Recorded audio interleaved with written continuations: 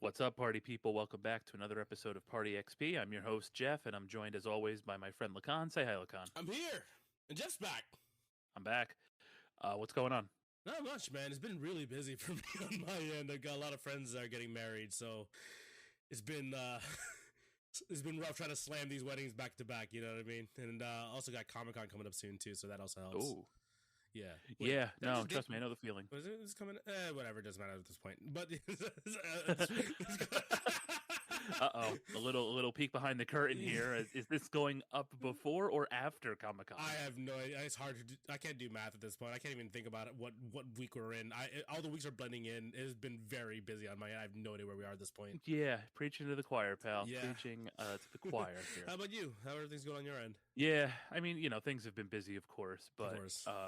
We had I had my first like sleepless night 2 nights ago.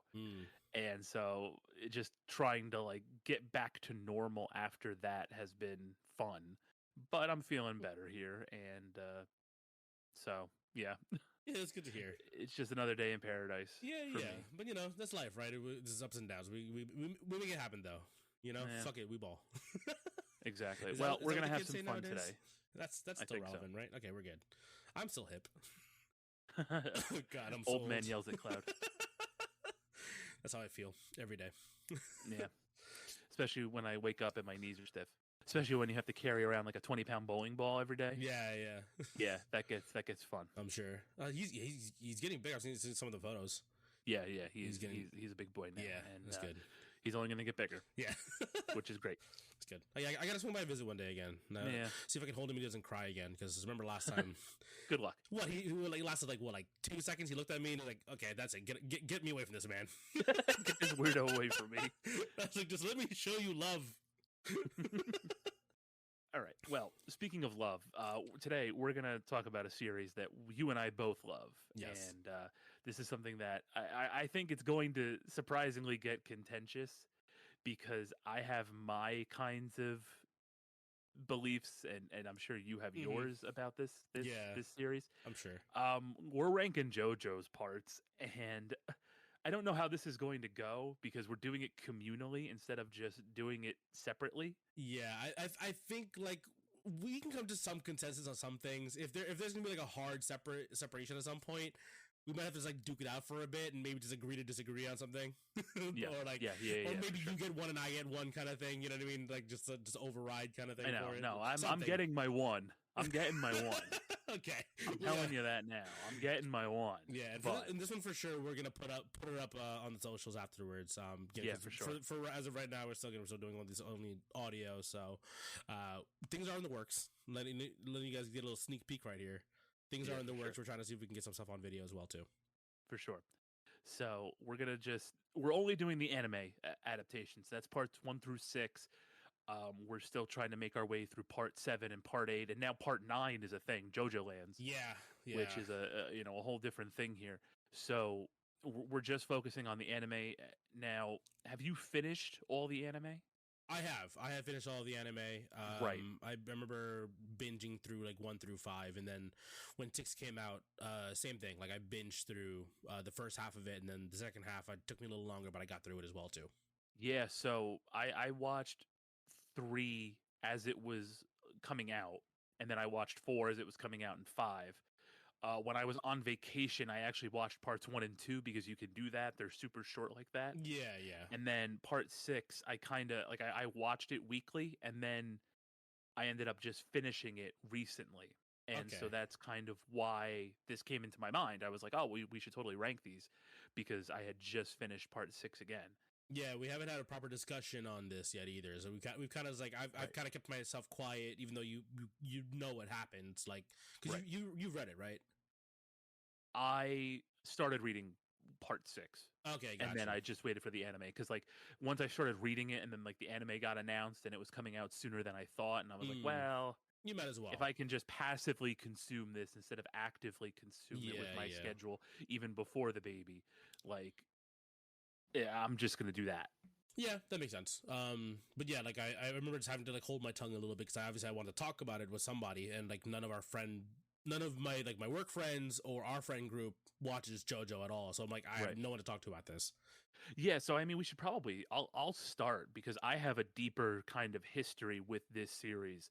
You know, you mentioned that you kind of just binged it in an afternoon, not an afternoon, but over some time here. But this series has been a part of my life since I was in like middle school and beyond.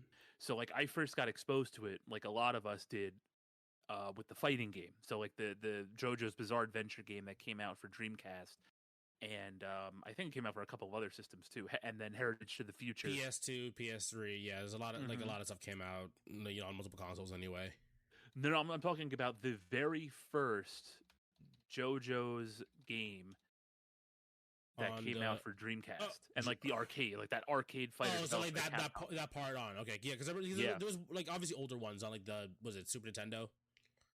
There was something I don't know, but all I know is that the first time that I got involved in it, yeah, there were a few. Yeah. There was a Super Famicom game, it looks like. And then a PlayStation one as well, too.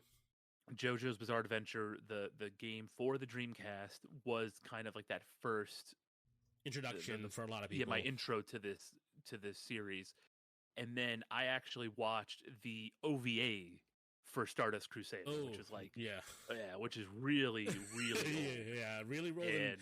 And there were some choices. There were some choices in that OVA, in the OVAs. Yeah, no, I mean, thank God for the video game, because if it was just for the OVA, I probably wouldn't be talking to you about this series. Yeah, would have understood if you bounced off of that one.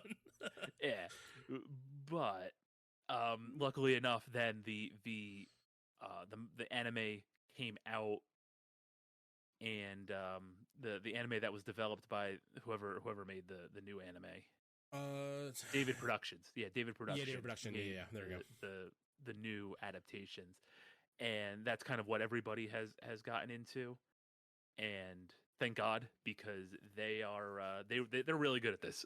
And it's kind of blown up since then, and so to see this weird, what was at one point like a weird niche anime manga, just full of like super stylish, sort of like metrosexual dudes standing there while their shoulder men punched each other, has sort of turned into this global phenomenon, and it's been wild to watch unfold in front of me. I like, and strangely enough, that is like the best way to explain what this kind of is to a lot of people who've never seen it.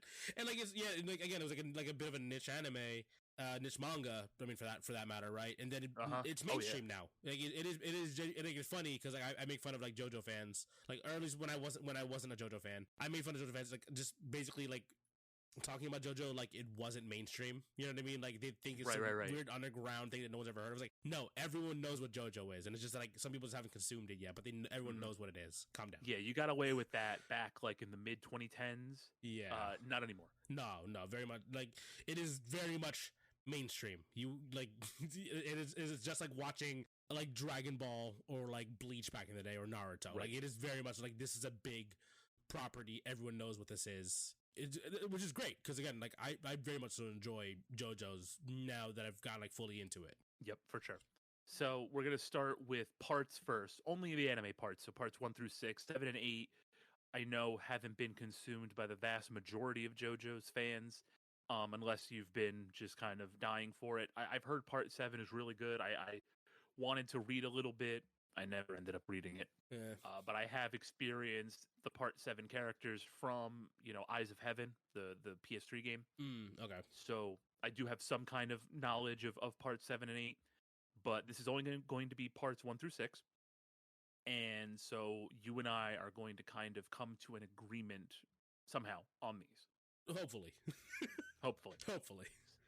All right, so let's start, and then we'll do the actual protagonists, the JoJos, after. Yeah. So we're going to do a 2-part sort of episode here. Yeah, sounds good. So let's start with Phantom Blood, part 1. I'm going to put it right here. And how do you feel about that? Putting it in B. Okay. So here's the thing. With Phantom Blood, it is very, like, kind of straightforward, right? There's not a whole lot going on in this one. Correct. I mean, it's early, right? It's still, got a lot of things to build on. Araki at the time was still kind of like not a beginning writer, but he was still trying to find his pacing, from my understanding as well too. Like I've watched like a lot of it. I've heard a lot of like people talk about Araki as a writer and as a mangaka, and it's just like it definitely is just feels like a little slow and just pretty basic for like an anime. For at least for the first part anyway. I would say I would put it in like. Well, also here's the thing too. So Jeff has S, A, B, C, and D. No F here.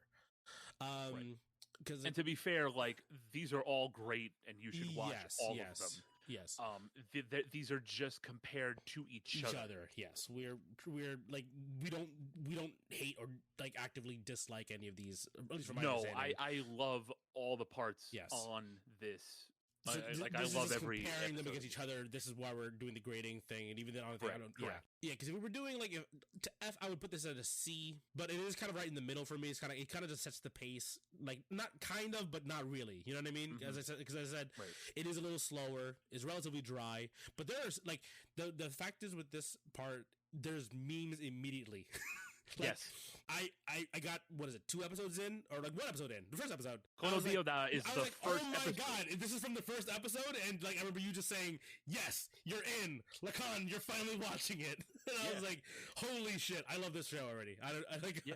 But like, that's the thing though, like, that's also another thing too, like, because it's memed to this day, there's a reason for that. Like, it sticks in people's heads, right? So like, I think it's fine leaving it as a B. It's like, it's a good part. It's again relatively slow and kind of dry in the beginning, but it's like it's fine for what it is, you know, especially compared to the other ones, where the intensity ramps up very, very hard.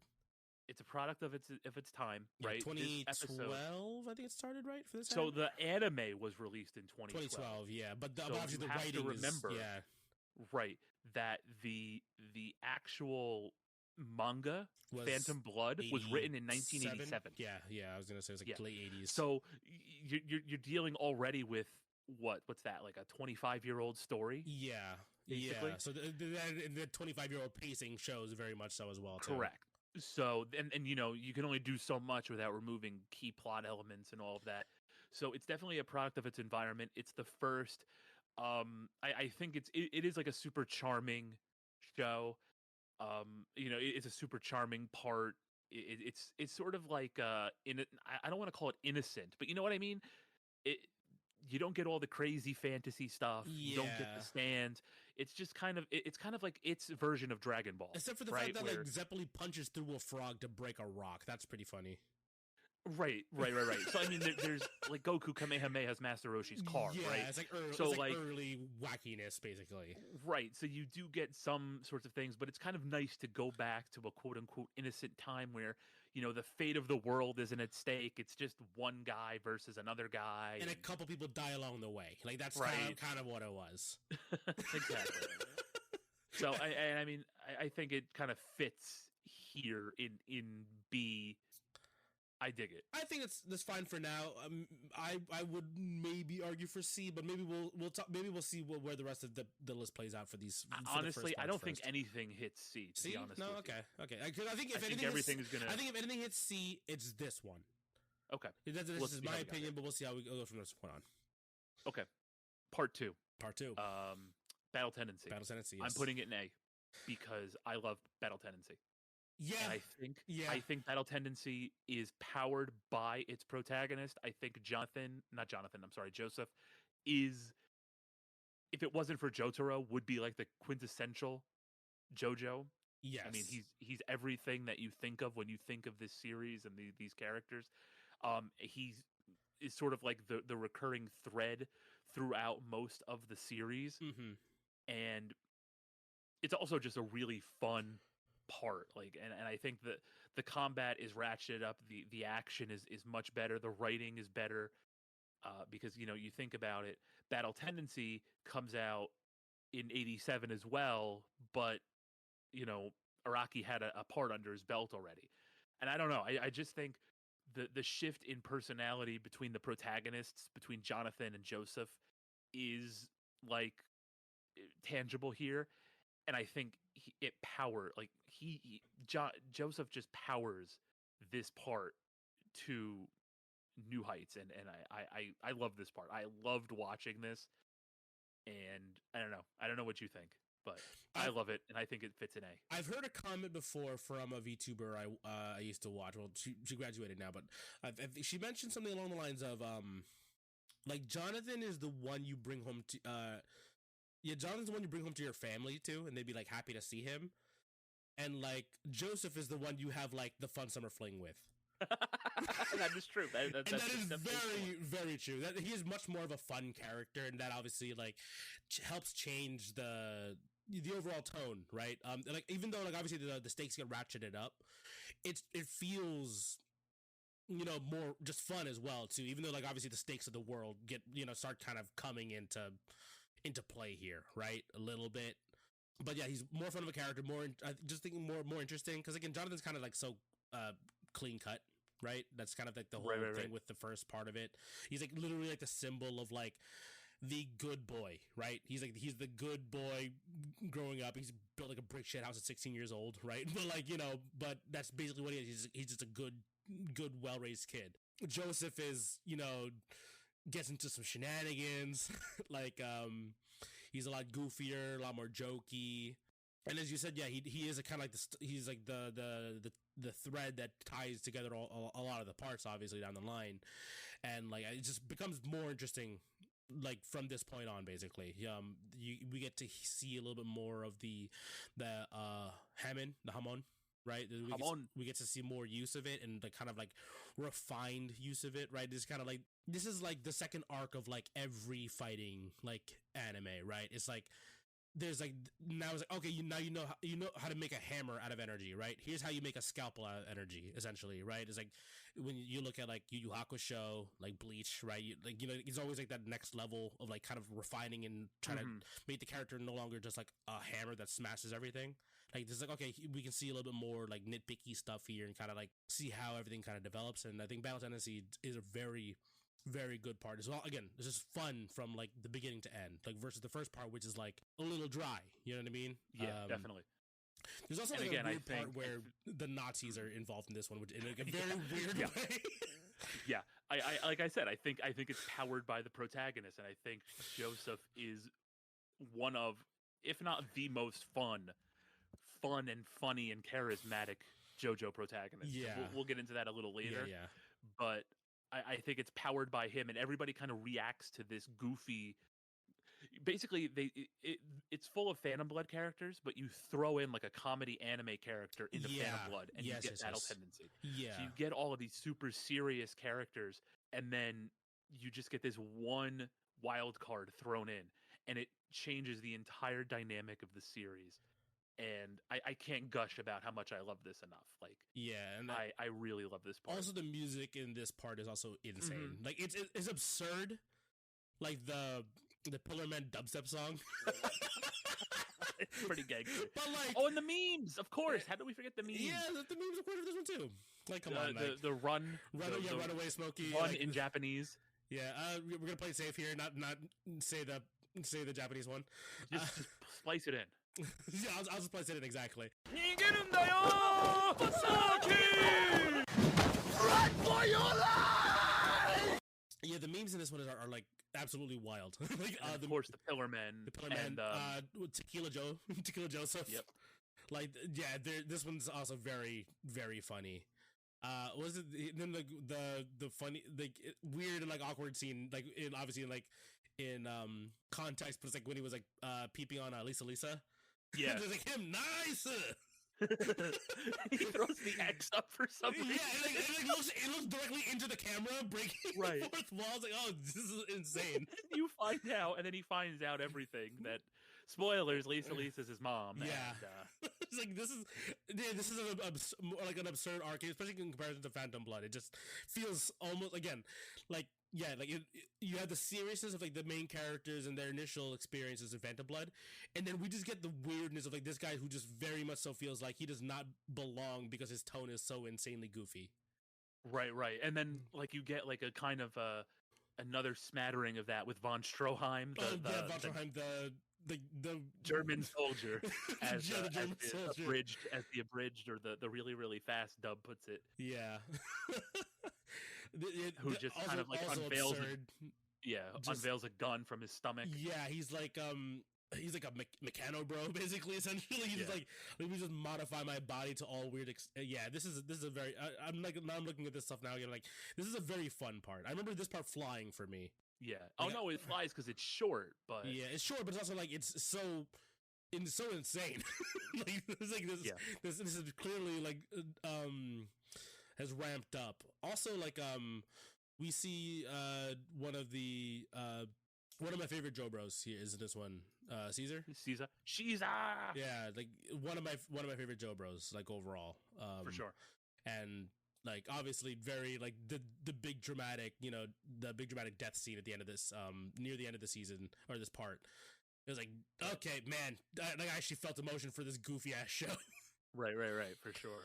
But yeah, like this is a good part. I think A, yeah, very very safe to say. I think so. Jeff put this in A. I think I agree with him very much. So this one, I don't have to push back on this one much at all. It's fine. Yeah. I'm fine with this being an A. And here comes my first.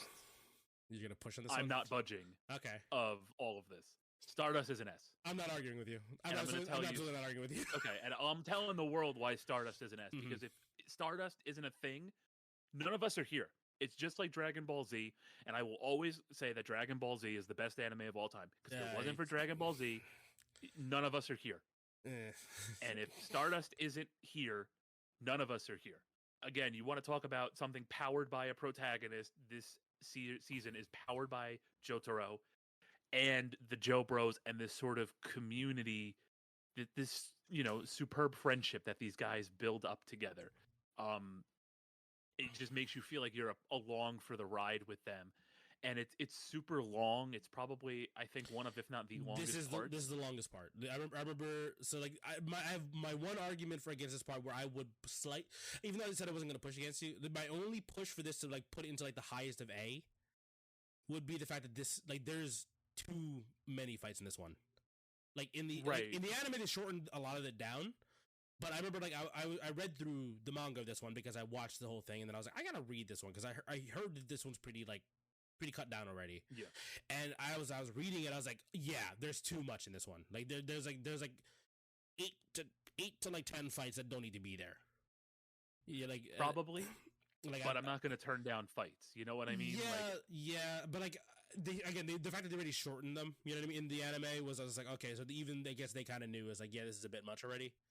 But that's like my only complaint about this part, is because it just is a bit too long. That's my only argument. But that being said, again, the rest of it, that, like, again, the cast of this season, the absurdity of this season is like, just how the story develops from this point on is like peak JoJo, right? Right. Yeah, I'm with you on that one.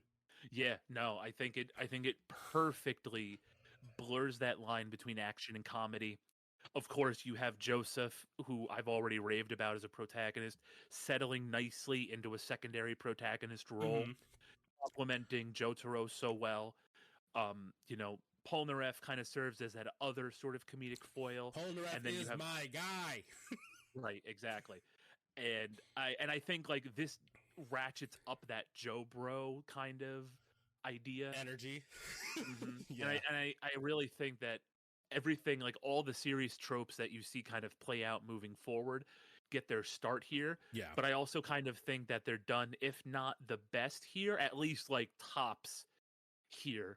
And I think this is the one that really capitalizes on the whole adventure motif too, because, like, they go from Japan to Egypt and throughout the way, and you're kind of involved with them.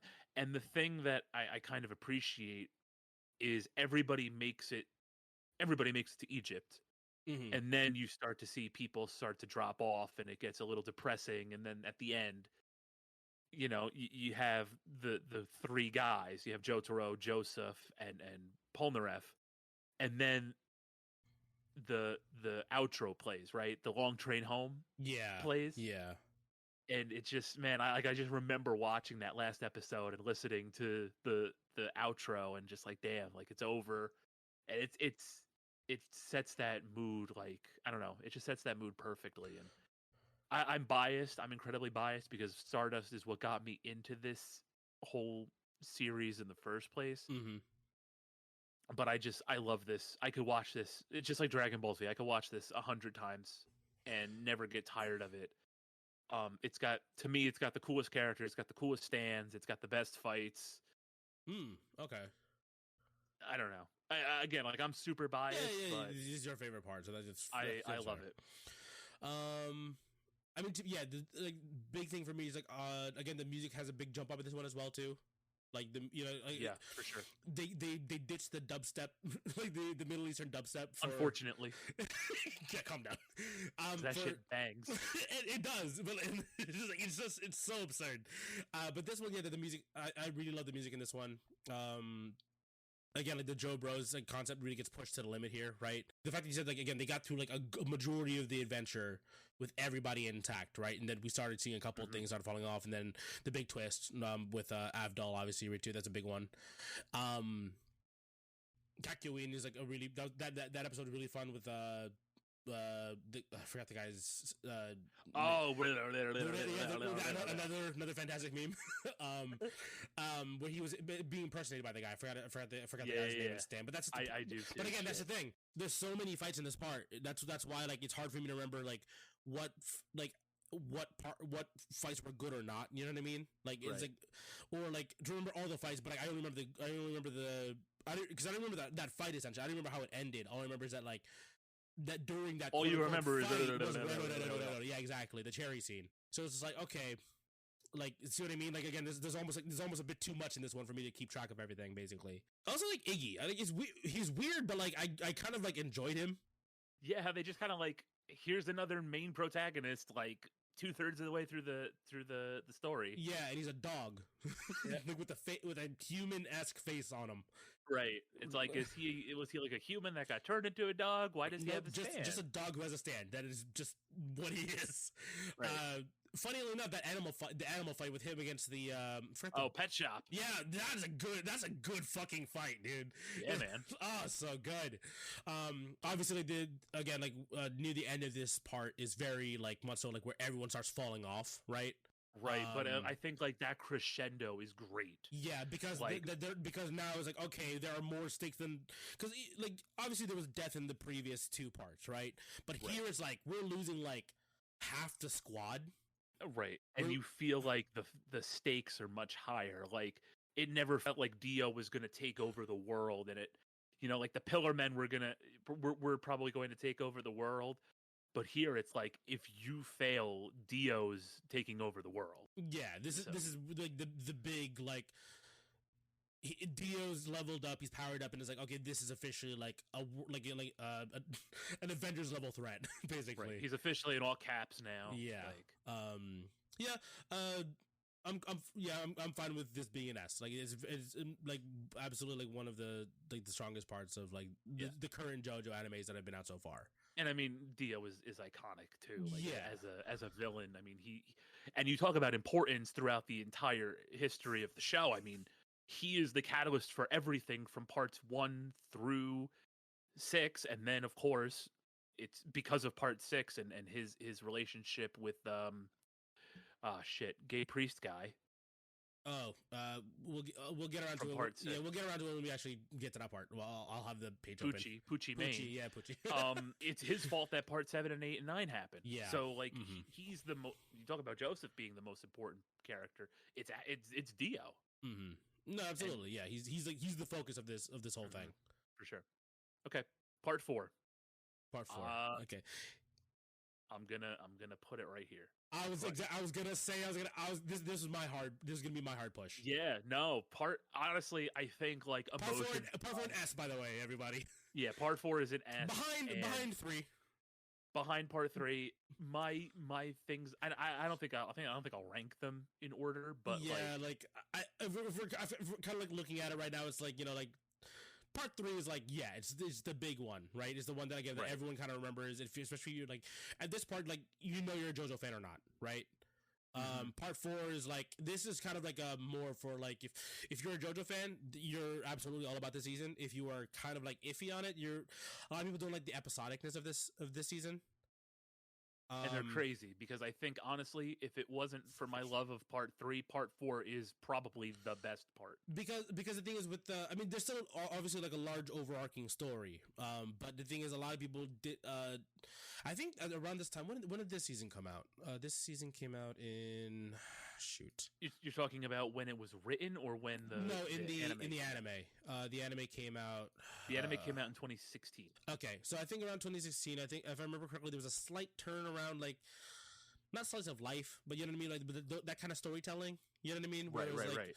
Like it's like daily lives of something. You know what I mean? Like the daily lives of high school girls, daily life of high school boys. There's a lot of that stuff. Like I think like because there wasn't.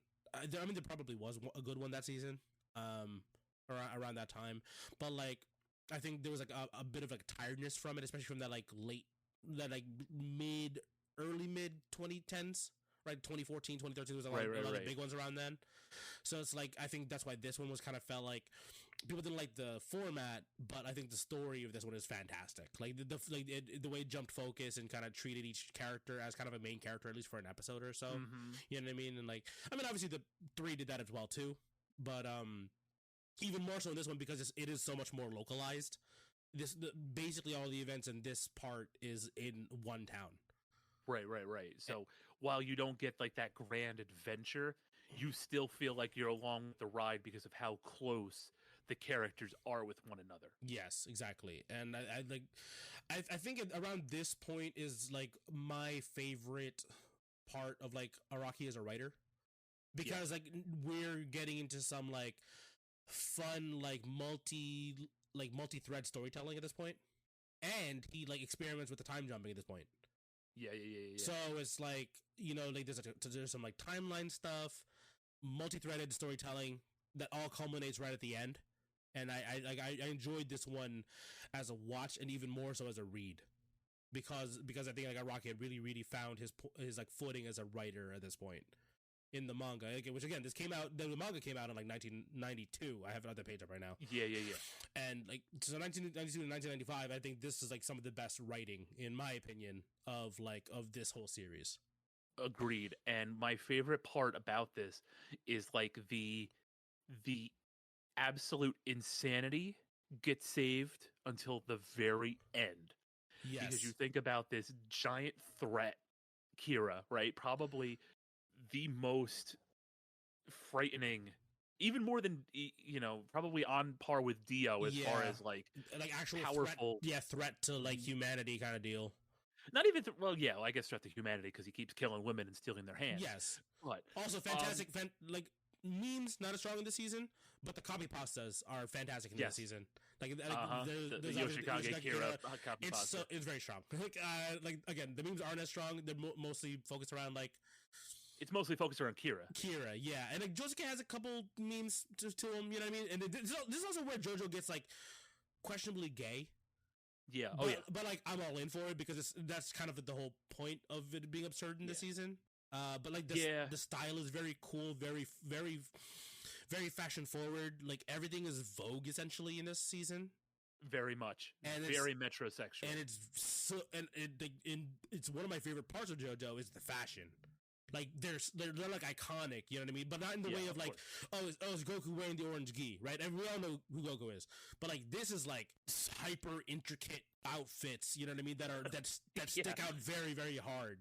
Yeah, this isn't a karate gi. This is like hard fucking. This is high fashion. This is actually like high fashion uniforms and cloaks and purple suits and I mean like Jotaro's back with his hair hat and like right. Like, there's a lot going on in this one, in like in terms of like the design of the characters. Like we saw a little bit of it during like Battle Tendency, obviously like obviously Jonathan has like that weird like crop top thing going on, right? Yes.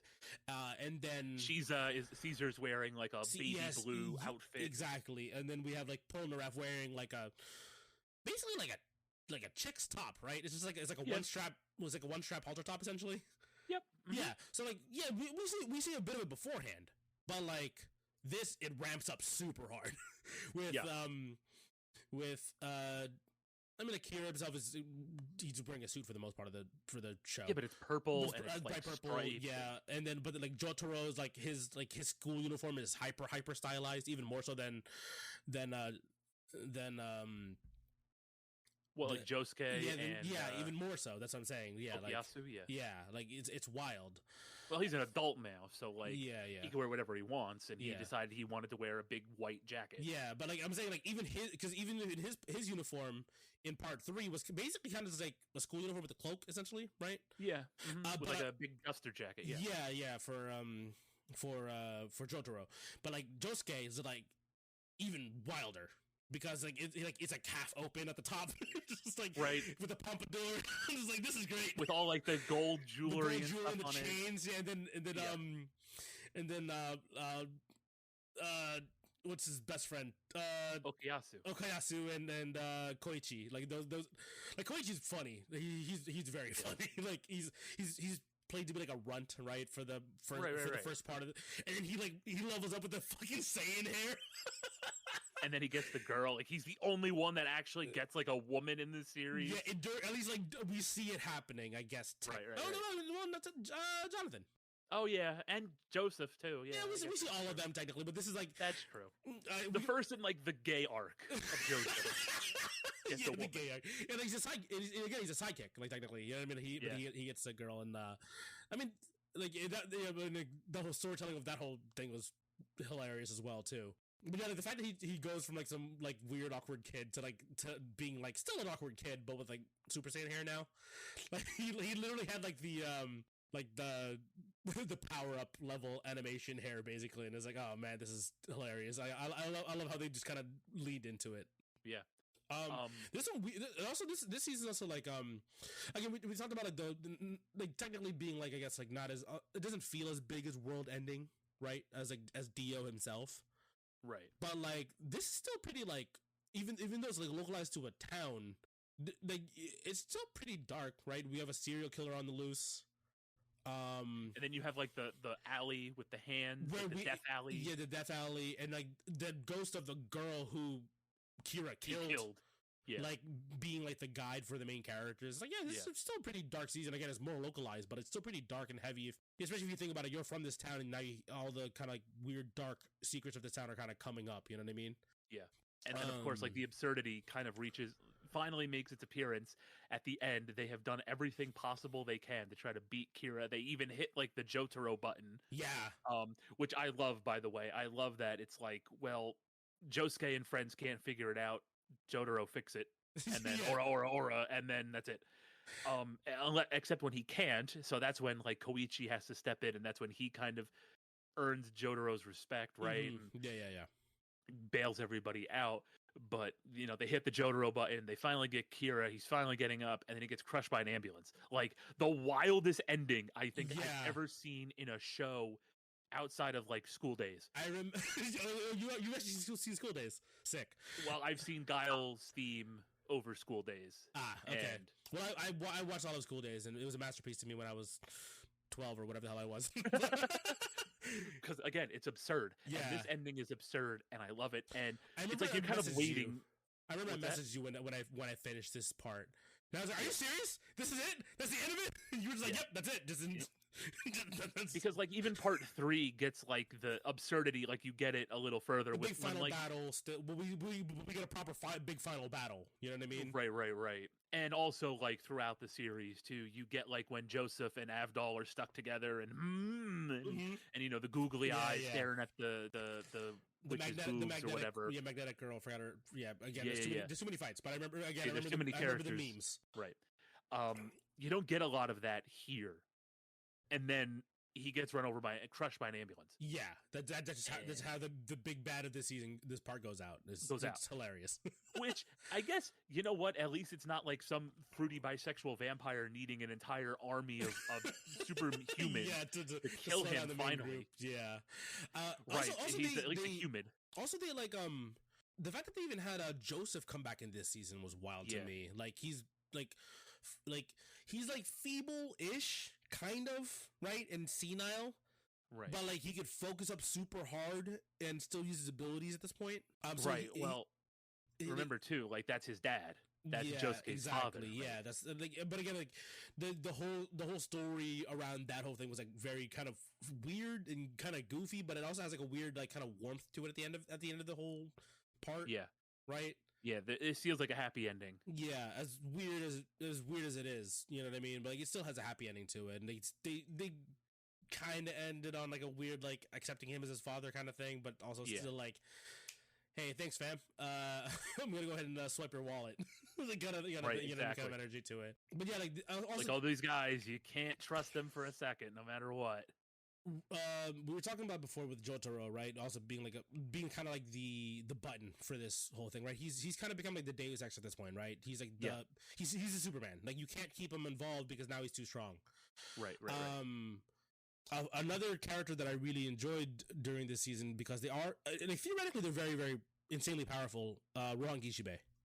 Yeah, Rohan is notoriously Araki's favorite character. And so Rohan kind of always felt like he was, I don't want to say like on his own. Yeah, kind of was. He kind of felt like he stood out a little bit too much, and he gets like a lot of the spin-offs and all of that. He's not really one of my favorites, but go on. I enjoy the power around him because now there's like a lot of like, if this then this rules going on. You know what I mean? Like, I like that kind of like weird intertwining kind of. I know it can get sloppy, but surprisingly, it didn't get too nutty in my opinion with like with Rohan Kishibe stuff. Even though his power technically is kind of like overpowered. If as long as there's like a prep time, essentially, he can kind of basically beat everybody. But like, I like the fact that like you can start to really, really dig into and get super intricate with some of the powers here. Yeah, this is kind of where the powers get really crazy, start to get really crazy, and it kind of gets into ass pull territory, but not really. Bit, because like Josuke, we'll see ass pull. We'll talk about ass pull in the next part. But with Josuke, is like, you know, he can like essentially heal people from on the brink of death, kind of. Yeah. Right. Like it's as long as they're not dead. As long as they're not dead, he can do it. By punching through their bodies. Punching them. Yeah. Which is like, again, kind of weird, but it's cool, right? And then like obviously like we do the Okuyasu's like, you know, power, right? Zahando.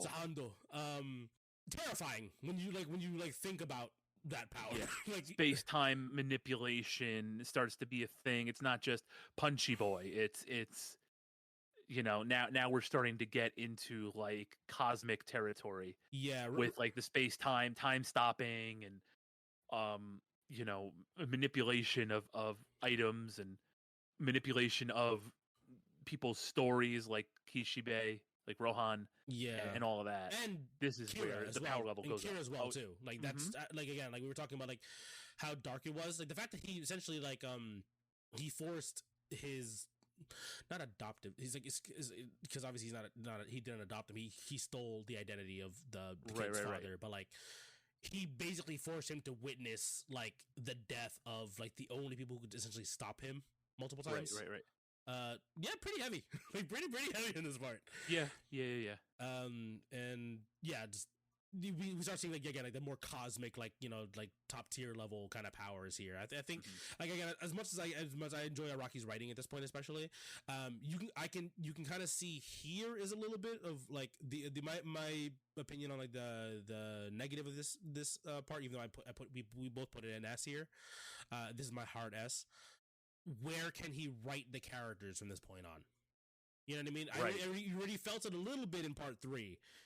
Here in part 4, now we see like the Jotaro is the button. He's the Superman, right? He's the Deus Ex, right? Is that the term? Am I using that term right? Deus Ex Machina. Yeah. Okay, so like, he's like yeah, like no matter what, he's still the final boss of like, you know, the final you know the last resort of all last resorts basically. Right. So it's for now, so it's like it feels a little weird because you can kind of still like I'm assuming if you were watching this and reading this like in real time and you have no knowledge after this part, you're like, where does this go from here? And we'll get into that. And we'll get into it absolutely for the next part. Part 5 now. Golden Wind, right? Golden Wind is what they call it. Yeah, Golden Wind. Yeah, because I always want to call it Golden Experience, but that's not it. Right. So Golden Wind is written back in 95 to 99. Really, yeah, it took them a while, but I think this was a monthly. at this point now. Yeah, because I think he still, he was. I think he was still in Shonen Jump, but maybe he was in Jump. Yeah, it was. Yeah, I think he was still in Shonen Jump. It was, but I think it was a monthly at this point. Okay. So, oh no, weekly. Still I'm weekly. sorry. Yeah, there you go. Okay, so yeah, Weird. I mean, like, to be fair, after 3 and 4 being 3, how long it was, in 4 being like how intricate it kind of started getting, it's like understandably, there probably was a break at this point. I never looked at the proper history here. I'm putting this in A. A. I thought it was fine. Like I enjoyed part 5. I think again, like like you said, like the storytelling is still pretty well done. It just felt, I don't know, it always felt like there was something missing in part 5 compared to parts 3 and 4. That I don't know what it is, like that magic that you got from going on the adventure with these guys in part 3 and 4 was missing in part 5. I don't know what it is. In my opinion, I think it's that it's so character focused, right? Because every person in the gang has a backstory, and we see everybody's backstory, and that kind of like overshadows the actual adventure they go on. Yeah. I think that's what it is. Like the adventure is obviously still pretty, like, it's not as big, right? Because they're worrying about so this one we get the first, not he's still technically a JoJo, right? But he's technically it's Dio's son. Yeah, it's Dio's son and Jonathan's body. He was using Jonathan's body at the time. Yeah. So but it's like, but they were protecting Trish, right? That was the main story or main objective, right. Okay, essentially, so of this one. The whole gist of this is the main character is Giorno Giovanna. He is Dio's son who was conceived using Jonathan's body. He's a gangster in Italy, and he joins a gang called Passione or whatever. And so he meets Bruno, who's like the capo of the gang. They become friends. Giorno joins the gang. They're tasked with defending Trish, the boss's daughter. Once he tries to deliver the boss's daughter to the boss tries to kill. Yes, that's what it was. Yeah, Bruno, and then they want to get revenge on the boss. Yeah, and also because they're also angry at the way the gang works, because they're distributing drugs to children and really fucking up their town. Even though, like, as they said, even though they're a gang, they have like a set of morals and values, basically. Right. Because the boss wants to kill Trish. That's why they all step in. Yes. Also, one of my little fun parts for this one, Polnareff makes an appearance in the season. Part. Just he happens to be the guy with the arrow is like the big plot point of this. Just in part 4, you get introduced to the arrow. The arrow is how people make stands. So the boss wants the arrow or something like that. Everybody wants the arrow, right? Yeah, basically. That's basically what it is. Yeah, because they can use it to like evolve essentially what their stand was. Right. Well, nobody knows that. Nobody knows what happens. Stab a stand user with the arrow already. Come to find out that it turns your stand into a super powerful thing. Right. So Silver Chariot becomes super powerful when Polnareff stabs himself and goes into the turtle, and then Giorno does it, and then he becomes the final boss of JoJo's. Because Golden Experience Requiem is like the most powerful stand on God's Earth. Basically, right? Like, it's essentially like he's essentially like a human god at this point. Right, because he can now not just rewrite, he can like overpower the boss. So the boss is Diavolo. He's a guy with pink hair. His stand is King Crimson. And here's where I know a lot of people start getting real thrown off with the powers here, because right, because this is where everything starts to get super confusing. Breakdown. Right, so basically the stand's power is that he can see like a little bit into the future and then rewrite the future based on what he sees. So if he knows you're going to throw a punch, he can see the future and dodge the punch.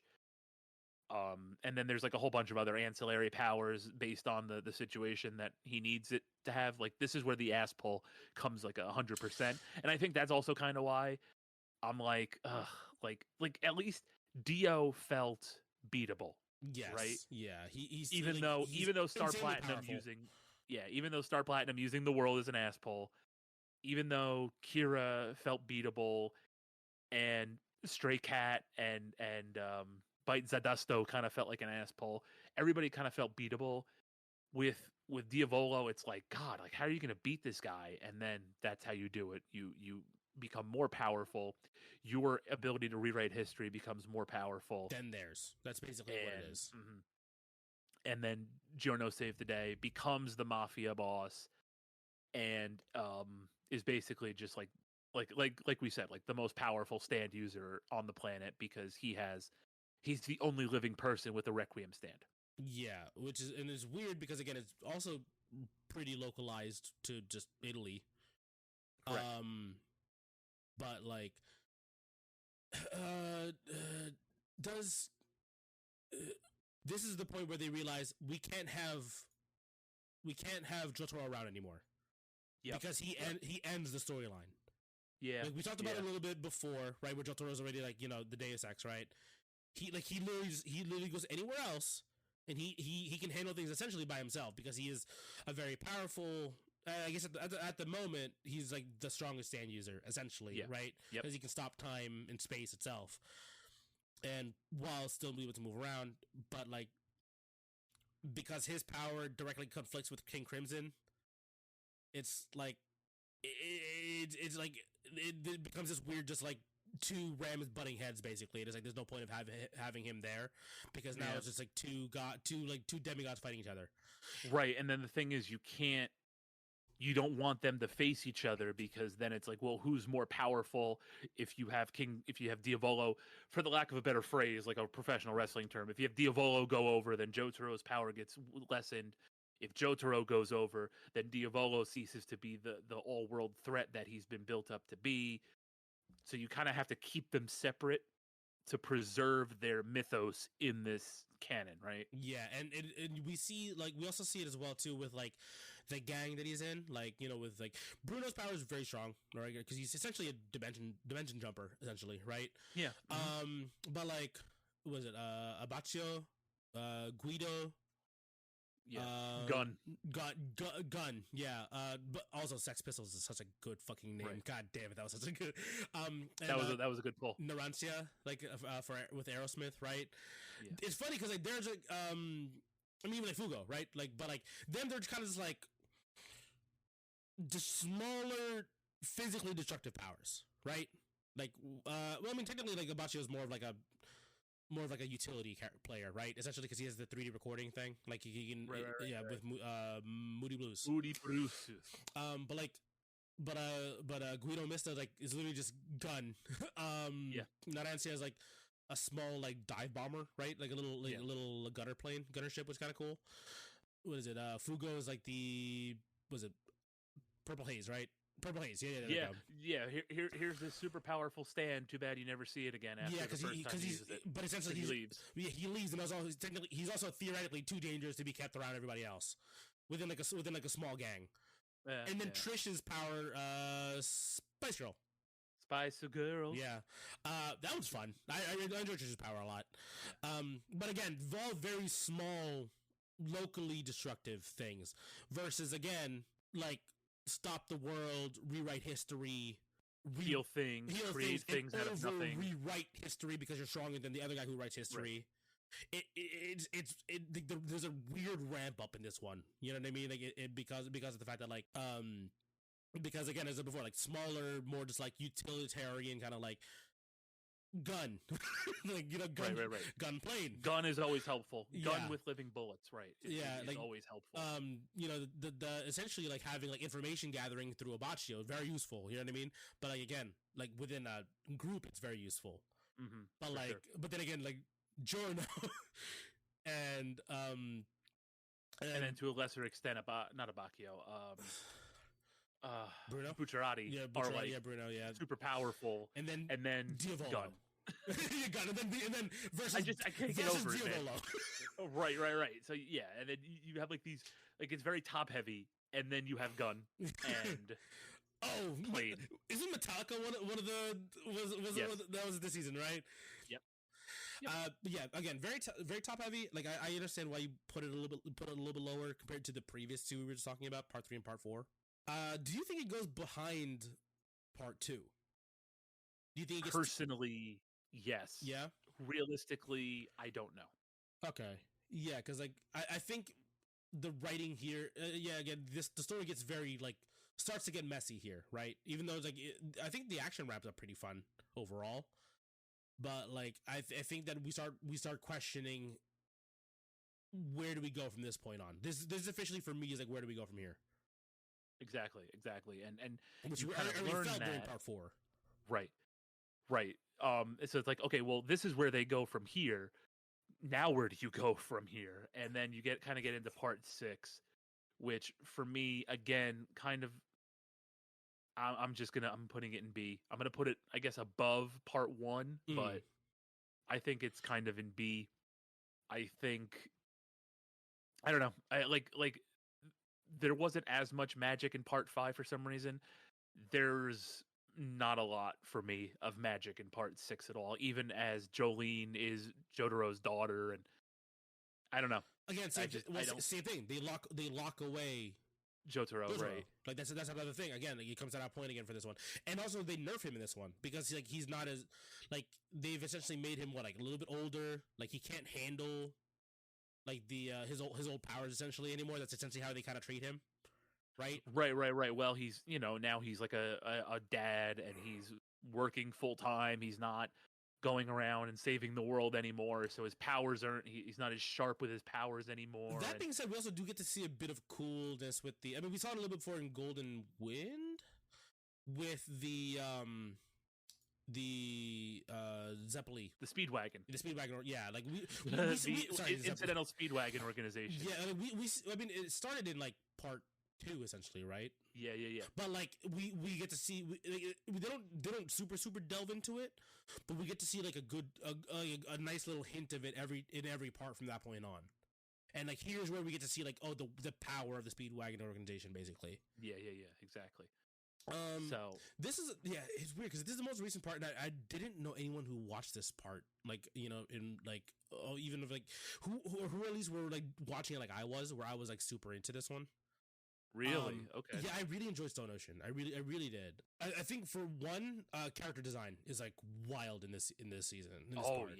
Yeah. Like Weather Report is really fun. I don't know. Foo Fighters is just like Poochie. I mean, again, like, we talked about the priest. Like Poochie's like he's like very kind of normal-ish looking, but then he's like terrifying in the background because you realize how much devotion and power he actually has because he's devoted to Dio. What is it? Anasui? Anasui is his name, right? The guy who's like in love with Jolene. Yeah. He's funny looking. Yeah, funny looking. Again, just very wild, right? But his stand also very cool. With the whole like face shifting. Again, we kind of come back a little bit, like from again, same thing from like Golden Wind, right? It's like again, like we're talking about like more localized powers, right? Like immediately useful for like near you kind of use things here. You know what I mean? With a big ramp up again to like attaining heaven, like you know what I mean? Like that's essentially what like Poochie was like. He's trying to come to, right? He was trying to essentially end the world. Right. So like it's like again weird because we have this weird dichotomy of like very strong, useful, immediately near you powers versus again world-ending doom again and plankton. Exactly, and living in like multi-planet. Exactly, that was fun. Yeah, here's literally changing fucking reality and like changing. Say what you will, but changing the weather and the atmosphere is a superpower. Yes, that's Storm. That's literally Storm. Yeah, like Storm's an insane mutant, and same thing obviously for Weather Report. Same thing. Insanely strong, and then Plankton and Rope.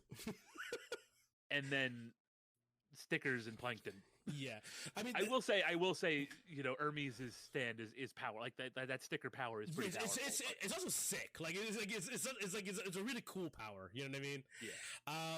Emporio is like a little confusing, obviously early on, right? Yeah, like, who's this little boy in the baseball outfit? Yeah, and then you realize exactly, and then but he has like the ability to like essentially manifest the past physically, right? Essentially, this is power. Yeah. It got a little confusing for me in the middle of the season, but again, it's like, again, it feels weird because again, like as much as I enjoy the individual characters, it's like where do you go? Like the writing here starts getting a little confusing. Right, and then that's where it's like, well, okay, it makes sense that you have to reboot everything because you've kind of built yourself, like you've kind of walked yourself He wrote us into the corner. Into the corner, right? Yeah. He's written himself into the corner. He's been putting down the mousetraps, and now he's in the corner, and all the mousetraps are in front of him. How do you have all of these beings exist in a world where, like, you have? Well, you can't have Jotaro anymore. The only way you got rid of Jotaro is to play to his humanity, and now he's gone. You can't have Poochie meet Giorno. No. You can't have them fight. No. Because Giorno would just be like, no, you can't do this. Yeah, because again, he's at god power at this point. He's got, Right. but he's also in he stayed in Italy, and this one's right. Based in the U.S. Right. Weird. There was a weird history of racism in this episode. Yeah. Well, I mean, it's in America. Yeah, but it was just so weird that how they talked about Poochie and Weather Report, that the weird the 4-minute flashback of just intense racism. Yeah, that's why they exist. And I was like, okay, sure.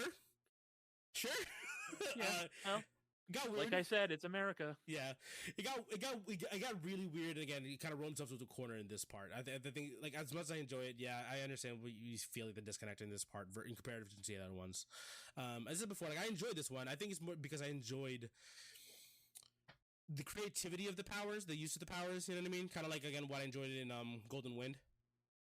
Because obviously, again, you're dealing with localized powers versus world-ending threat. Right.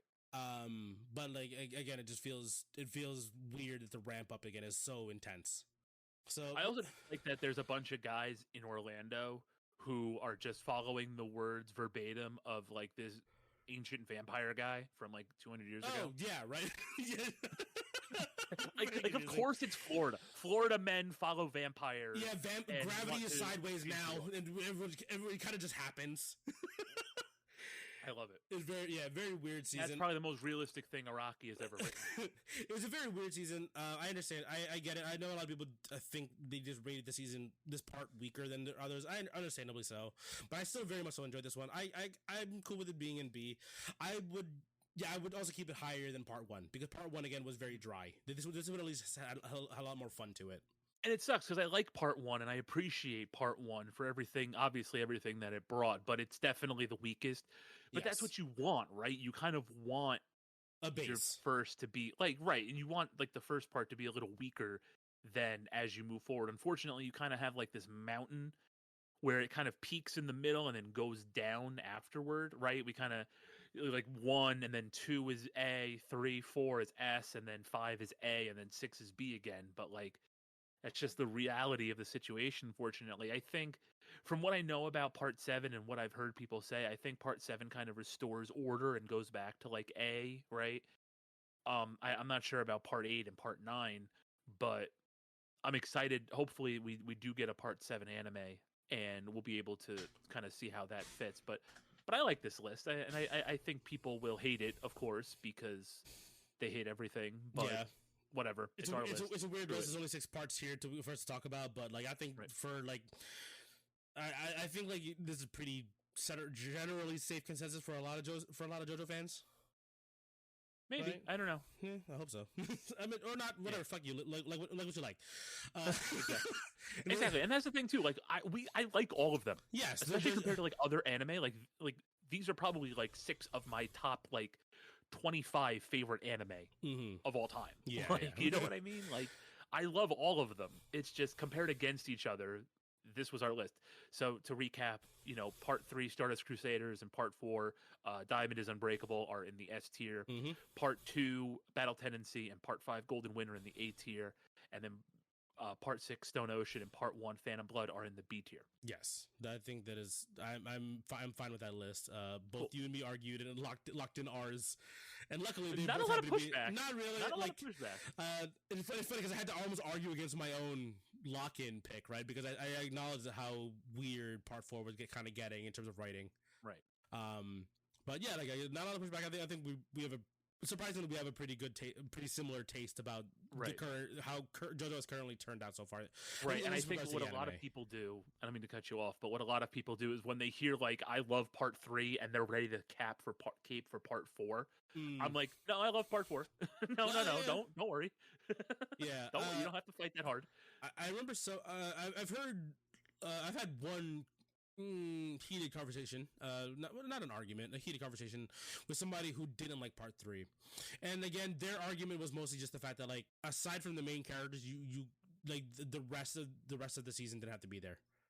Which again, like I understand because it was a very long season or a very long part, but it's like I'm already kind of fine with how the anime treated a lot of the minor fights. They already kind of shortened them and kind of, you know what I mean, kind of like just okay, move along. You know what I mean? Like we'll get to the big one. But like I remember hearing that opinion on part 3 being like not a great part. I'm like, I think you're wrong about crazy. That, but like I don't know, I don't understand how you can be like, oh, it's not great when it's the reason we're here. Yeah, I don't know. It has to be good enough. I mean, people are here. Like, yeah. So, again, like for me, I really locked into part 4. I really enjoyed part 4. That was my big thing. That was my S tier, like my easy S tier. Part 4 is the only part that I've not only rewatched, but I watched the dub because of the players involved. Oh yeah. Well, I watched Golden Wind as well for the dub. Oh, see, I watched Golden Wind when it was coming out, so it was in Japanese. But I went back and watched part 4 as with the dub, just because, like I said, of all the names associated. They started bringing not started, but like there was obviously like a lot of good talent for that season in terms of the dub, the English voice actors. Golden Wind, very very good. I mean, a lot of people talk about like Bucciarati is like obviously like a very very major character in that whole season. Right. But yeah, I'm so bad with names though. But like his English voice actor was also very good because obviously Ray Chase, it looks like. Yeah, because he's the Arrivederci. That's the one that Arrivederci. Yeah, that's the one that everyone's kind of worried about. They're like, it better be just as good. It was a good dub. So it was a good watch. Ooh. Shout out to Kellen Goff, the voice of Freddy Fazbear, being the guy that did Diavolo. That's awesome. Yeah. Oh, actually, one short story here. Actually, part for Stone Ocean. I think another reason why I was so excited for this one when I watched it, because like it came out, when did it start? December 2022. 2021. 21. Sorry, 2021, and then it ran for like a whole year, basically, right? Yeah, but with a weird break in the middle. So when I started this one, when I watched part 1, I ended up with that short break. I got to meet. Hello, editing Lakan here. A small note here on this upcoming tangent where we're talking about Casey Mungio and Kira Buckland. They're both non-binary. We use she and her just reflexively as we're talking about them. We didn't mean any malice. It's just our train of thought as we were mid-conversation. We weren't thinking about it at the moment, but no malice here. The voice actor for Jolene and and for her name's Kira and Emporio. It's all coming full circle. Yeah. For Kira Buckland, is that her name? Yeah. Yep. Yes, and I'm so bad. Casey Mangello, I think her name is. Yeah, Mangello. Yeah, I know her. Her name is Casey the Eva on Instagram. That's why I know her. I know her. I know the handle better than her last name. But she's the voice of Emporio. So I got to meet them at PAX East. Well, like they were like finishing their signing. I couldn't get into the signing because it was insanely busy. Like, right, of course. Like, because this is a mainstream anime now. Yes. But I was like waiting off to the side. Tim was using the restroom, and I was like, I just need to sit down for a minute. And they were like packing their stuff up, and they were walking by, and I was like, hi, big fan. It's like I couldn't get into the line, but big fan of both you guys. And it was like, how did it? And they were like, oh, thank you very much, appreciate it. They asked me if I got into the line. I was like, no. They cut off the line like 45 minutes in. Like there was like a 2-hour wait, 45 minutes in. So like when the line even quote unquote opened, because they don't allow people to just like hang around, and then like when the line opens, people just jump over the velvet rope, right, kind of thing, to like hold their place in line, kind of thing. No, like they were like, the signing is this time, and they're like, hey, can't hang out here.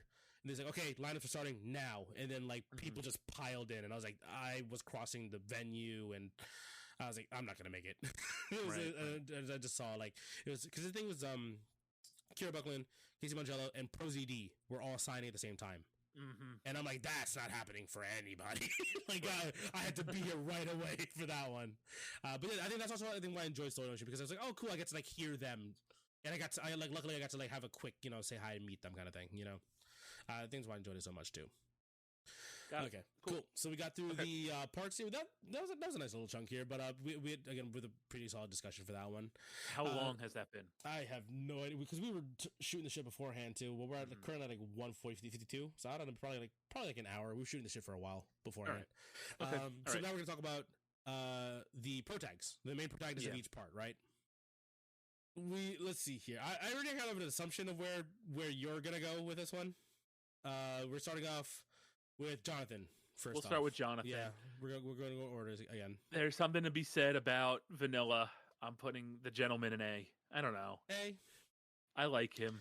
I like him as a protagonist. He's a very nice guy. He's a nice guy, but he's boring. Nice guys are boring. What do you want? Yeah, I don't remember anything from him aside from him, being in the first part. He's friendly. He has a dog. He's built like a brick shithouse at 16. Yeah, he played football. I would personally put him in like C.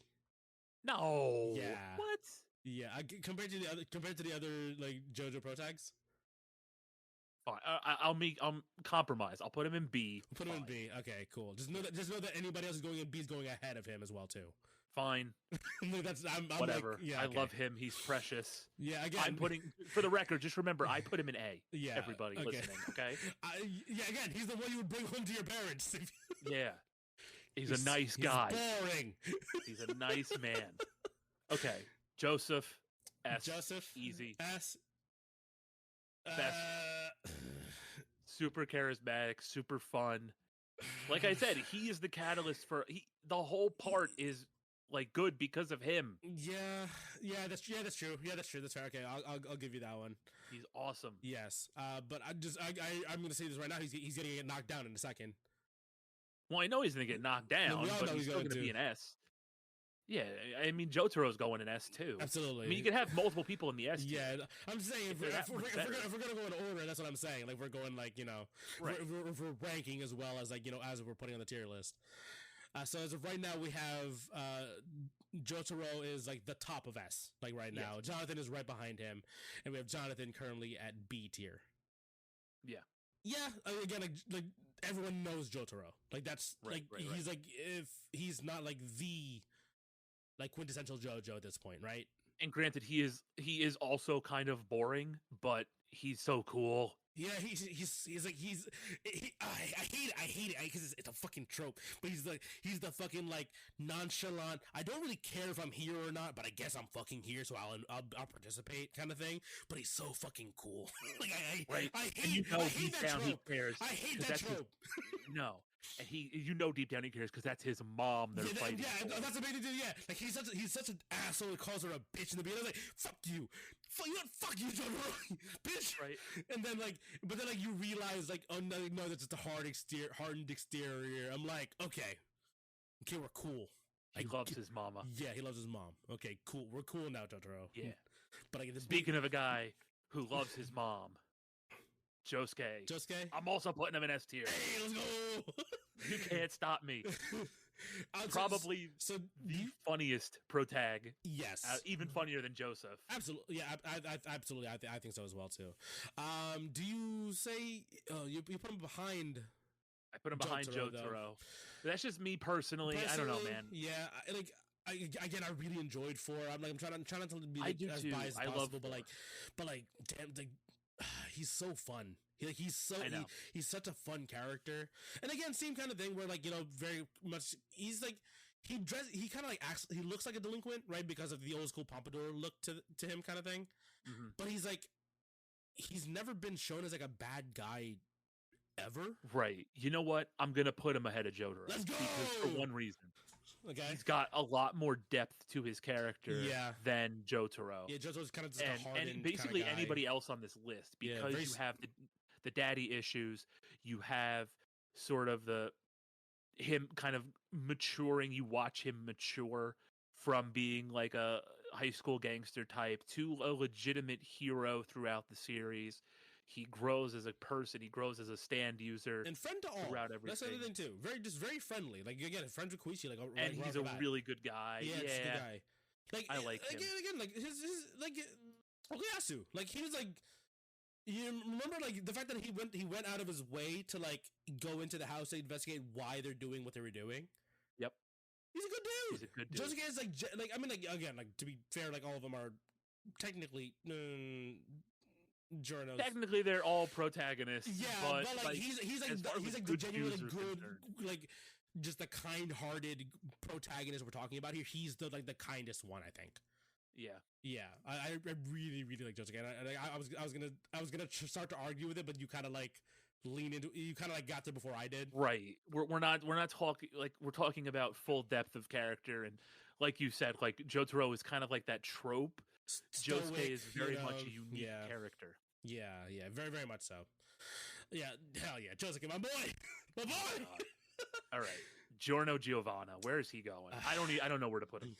So, because again, technically, he's a gang leader at the end of the day. He's a protagonist, but it's like a Breaking Bad situation. Gangster with a conscience. Yeah, it's like a Breaking Bad situation where he's like powerful, protag, but he's bad. He's theoretically stronger than every other JoJo here. Right, but that strength plays a part in this. But yes. How is he as a protagonist? Is he particularly exciting? I kind of want to put him in the B tier. I feel like he kind of gets dragged along for the ride, basically, for the most part, right? Yeah, and he's their break glass in case of emergency. Yeah, like again, like because technically Bruno's the one with the plan. Right, because he's the leader. Because they wanted Bruno to become the official like the top, right? They wanted him to be the top, and he was and Giorno was fine settling essentially being a capo for Bruno. Right. So I'm like again, I feel like he's kind of getting dragged along for the ride for the most part. Yeah, I don't know. I don't want to put him right here. I put him. I wouldn't put him in A. I would actually knock him down because of the fact that he's a. There's a lot of character there. There's a lot. There is, there. But I don't think I don't think Araki touches on it well enough. No, throughout the course of the series, there. I know there's a lot of speculation. There's a lot of speculation. Well, not even that. Side story stuff to him and like. Right, that's what I was talking about. There's a lot of ancillary stories that involve Part 5 that I haven't quite gotten to yet. That maybe flesh him out a little more. But I think as he's situated in the Part 5 canon, I don't know, man. You would think the guy who's Dio's son would be more interesting. I don't know, more interesting. Yeah, exactly. He's just not. Yeah, he even as the main character. Technically of this part, he doesn't have main character energy. Yeah. Again, like I'm rooting for Bruno most of this part. Like I remember Bruno's fights way more than I remember. And even with the 8-page Muda, Bruno still has the coolest part in the series with the Arrivederci. Exactly. Like that the train fight is like like such a so good. Jolene. Unfortunately, I think for her, because the fact that like at this point, we realize that like Jotaro's the guy, and we have to knock him out completely to like have her come in. But she's obviously like a new fledgling stand user, right? She seems like she's the most like she's not the most capable right off the bat. She's very witty though. To be fair, like her fights are very. I will like admit her fights are very intricate. Like the the way I tried to consider it it's almost like, do you remember Case Closed, like Detective Conan? Yeah. It was almost more like, how is she gonna figure her way out of this one? Because she's not stronger than every character she fights. Like, but she's way smarter than every character she fights. You know what I mean? Like she starts off at a very, very big disadvantage and finds a way to win the fight. I think she goes. It's hard to argue. I think she goes right behind Jonathan. I don't think she, like it's weird because again we got like a weird two-part season for her kind of thing. Right. So like there was also again like that whole season kind of killed a lot of the hype for that part, unfortunately, as well too. I think she was very quick to learn how to use the stand stuff. and she's very like, and she was obviously she's a good main character. She's a good main character for her part. But I think, oh wow, you went higher than I did. I was gonna put her right above Jonathan. You said Jonathan. I thought you said Joseph. No. I was gonna put her right above Jonathan. In B. Yeah. You're saying A. I know. What's your reasoning? What's your reasoning for Well, no, because I thought you were putting her behind. No, I thought you were putting her behind Joseph, but no, I was like, Jonathan. she's definitely not up there. No. I was gonna say right above Jonathan. That's what my opinion was. I think there's still a lot there. I think also what kind of gives her, I think what's like the positive and the negative is like she's the first female JoJo, so you have like sort of a different approach with a female character versus a male character. Yeah, that's true. Yeah, versus like a lot of the male characters, a lot of them are revolve around punching their way through problems. You know what I mean? Again, she had to be like wittier and smarter about her fights. Mm-hmm. But I think that's kind of what gives her an edge. And I think like the depth, because you know who for the first time, well, for the second time, I guess, third actually, fuck. But like her father is a former. It happens again. You know who her father is. Yes. And so you know kind of why she turned out the way that she turned out. Yeah. And we see that she was basically out of her life, essentially. Right. But she still has the ability to make friends, and like not that people without fathers in their lives can't make friends, but like I don't know, man. She even opens up back emotionally to him. You know what I mean? Like she's like, as much as she like essentially like tries to play that she hates him. Like no, she like very much so realizes like no, like her father actually does care for her, and she cares for him right, too. Exactly. He was just trying to keep her safe because of his presence in the world. I think I want to put somebody in A. I don't want it to be blank. I would say it because I'm looking at S right now. I would knock down Joseph, unfortunately. But you're putting Jolene in A though. I think she has more depth of character. I think she has more successfully written depth of character compared to Giorno. Right. Yeah, I'm with you on that one. Actually, I'm with you. I think they're kind of like the same in that detached from their fathers initially, kind of thing. Right, they're the offspring of pivotal characters in this series. One of them just explores it better and acknowledges it better than the other one. Yeah, because they almost we get a little bit of it for Giorno, where essentially realizing his bloodline's a curse, right? A little bit, right? But Jolene kind of like looks at it straightforward and accepts it. She literally has an episode where she does exactly that. Right, exactly. And I think that if part 5 got a 2-part season kind of thing, like I think it'd be cool if they flushed them out a little more in the writing. But again, we have to go past just the anime.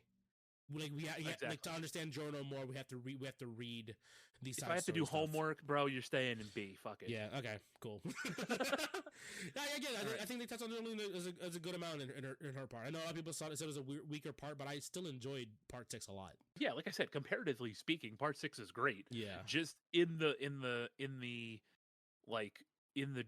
contained the JoJo universe, it's just not as strong as the other parts to me, but it's still better than like most of the other anime out there. Yeah, it's almost being punished by the JoJo at that point was kind of being punished by his own success. Exactly. Yeah, but I'm down with this one. Okay. It's again weird tier list thing going on here for us here. But what can you do? This is our opinion. Again, if whoever you are, like what you like. If not, fuck you. Yeah, exactly. So just to recap, S is Josuke, then Jotaro. A, we moved Joseph down, and then we put Jolene in A, and then B is Giorno. And Joseph cheated on his wife. Yeah, that's not, we're not done Joseph for that. Fine. Yeah, that's also why we knocked him down one step down. I guess, yeah, subconsciously we knew that infidelity is bad, and so we knocked him down. Yeah, I think again, like I'm surprised we didn't have a little bit of pushback here for Joseph initially. I think early on, right? I love him. Yeah, I know you're biased. You really enjoy part 2, part 3. That's your big thing. I was more of like a part 3 into part 4 guy. That was my big like hook into this thing. Also, funny one random tangent here. You know, Gabe's watched part 5 and nothing else. Wait, what was that? I'm sorry. Gabe has only seen part 5. That's weird. He was on the submarine, and like I guess somebody like had part 5 or like had JoJo, but they they assumed he had watched all until a certain part, so he only got part 5. And he was like, yeah, he was like, I had no idea what was going on. I was like, yeah, because you missed 4 whole parts of like lore, basically. There's no like this is almost like the one that's kind of like by itself. Like part 5 is actually by itself. I mean, it kind of worked out, right? Yeah, but it's also like, man, you have no idea why the weight of this like parts. Well, you don't understand why D is so big. Right, exactly. Yeah, it was just like really, like he was like, it was come like visiting one day, and he just like mentioned it. I'm like, what the fuck are you on? At that point, I haven't even watched JoJo, like right. I watched or read JoJo, and I'm like, what are you on? What do you mean you only have this part? And just like it just threw me for a fucking loop, and it was just like, damn, you just ruined. I think you ruined this for yourself, unfortunately. I mean, again, maybe because it is kind of self-contained. So. It is kind of self-contained. He might start from one and keep going. Yeah, exactly. And then properly enjoy it for what it is. Like when he finally watches the whole thing. Yep. But yeah, I'm cool with this. I'm cool with these 2 weird looking lists. Maybe we'll do another one of like doing the JoJos or something. Or we'll just do the what is it, like 60 something stands. Yeah. That's gonna be like if we reach like a threshold, like 10,000 subscribers or something. Yeah, like that. I'm not doing this for like 1,000 subscribers. No. We gotta hit like 10,000 subscribers for us to rank the stands. Yeah, something that fucking in depth. Absolutely not. Yeah, but I'm good with this. I think this is a fun episode for you and me. It was the first time we actually had. This might be our first proper actual conversation about JoJo. Yeah. I think so. Because like obviously you were begging me to get into it forever ago, and then like I finally watched it, and we never talked about it ever again. Yep, I know. I mean, life gets in the way. What can you do? Exactly.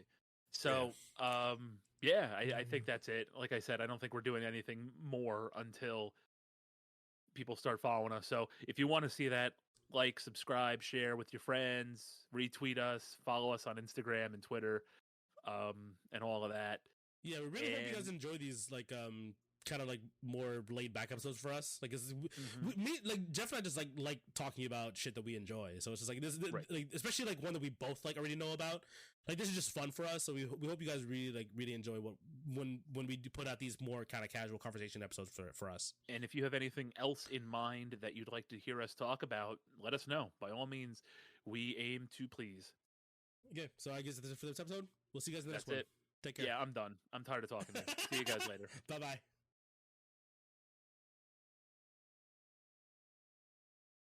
Yeah, but you didn't have the Ahigo hoodie on. That's still in my vacuum bag. I gotta find that thing. Or not, because I'm never gonna wear that fucker ever again. I wore it like once for like someone dared me to wear it out one time.